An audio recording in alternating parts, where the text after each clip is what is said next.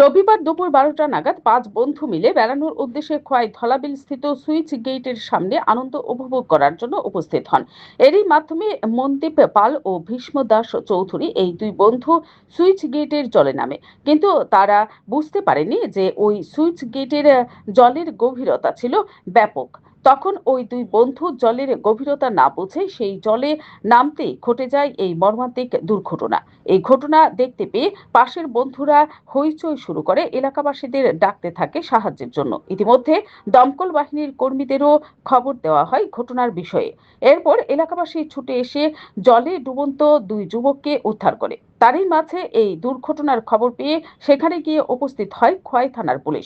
পরে খোয়াই থানার পুলিশের গাড়িতে করে সেই দুই যুবককে খোয়াই জেলা হাসপাতালে নিয়ে আসলে কর্তব্যরত চিকিৎসক উভয়কেই মৃত বলে ঘোষণা করেন।